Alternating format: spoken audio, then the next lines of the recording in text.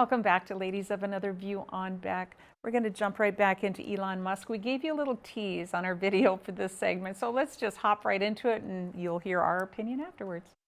If this time frame is not relevant to AI, you can't take 10 years from the point at which it's dangerous. It's too late. And you feel like this is decades away or years away from being too late? If you have this fatalistic attitude and you feel like it's going, we're in almost like a doomsday countdown. It's not necessarily a doomsday countdown. It's a out of control countdown. Out of control, yeah. People call it the singularity, and that's probably a good way to think about it. It's a singularity. It's hard to predict, like a black hole. What happens past the event horizon? Right. So once it's implemented, it's very different because it will be able to. Once the genie's out of the bottle, what's going to happen? And it will be able to improve itself. Yes. That's where it gets spooky, right? The idea that it can do thousands of years of innovation, very, very quickly. Yeah. And then we'll be just ridiculous. Ridiculous. It could be terrible, and it could be great. It's not clear. Right. But one thing is for sure, we will not control it. So he's talking about artificial intelligence, and we can't wait on it. We can't sit back because it's moving at such a fast speed. But he is involved in most of it. So there again, we talked about the blessing and the curse. Is he a good guy or is he a bad guy? So maybe that's what the Twitter thing is. It makes him look good, right? That he's given us free speech. But what he's really doing is doing this AI. Because I just read something about him putting, he's doing like the self-running cars, so they can do deliveries and all that. You don't need people. And then I've heard a lot about in the medical field too, that they want to have robots. So there won't be nurses, doctors, because it will all be the AI, the artificial intelligence. So there's the good. It makes you think he's all great and stuff, and then he's, replacing humans. I don't know if it's good though, because it's not. Well, I mean, but that video isn't that old, and if you go back even further in time and you listen to the things that he said in the past on TED Talks and all of those kinds of things, he's explained how doing robotics and making them progress to the point where the artificial intelligence can think nearly as well as a human, then they will all do the jobs that humans do, and we think, oh yay, then we don't need to go to work. Well, wait a minute. If they replace you at what it is you do for your vocation, avocation, your employment, and there is no worth for the human being, what is the longevity of the human race? If they are going to infiltrate your system with electronics, robotics, put things under your skin, in your brain.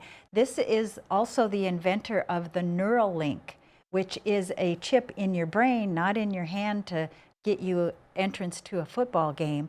It's to take over your thinking. It's to make sure that you are kind of a slave. If they've already started to use artificial intelligence everywhere. When you go to a grocery store and you're using the checkouts that are sliding things across and reading it, how about your telephone when you start talking to Siri or whatever program, or Alexa or whatever on your electronics, or some of those kinds of things. You can find all kinds of artificial intelligence already that isn't exactly a robot. If they get your car to drive for you, they get your maid at home to be a robot, and then they start replacing you at work like they do at some of the fast food places. Yeah, you guys want $15 an hour? Well, we'll just replace you with a robot. And they don't have to pay They don't have to pay them. Yes, nothing. 401ks, no benefits. Exactly. Right. And then they want to control population on top of it. They can just get rid of the humans. I don't know. It's scary. Right. It is scary, but everything has a good side and a bad side. I think, well, I shouldn't say everything, but a lot of things do. And I read an article about the chip for the brain. It was invented and being explored to help people like folks that have Parkinson's, folks that have neurological diseases, where they can wire the brain to have signals to help their arms and legs work better. Yes, is that robotic? I guess I would call it that.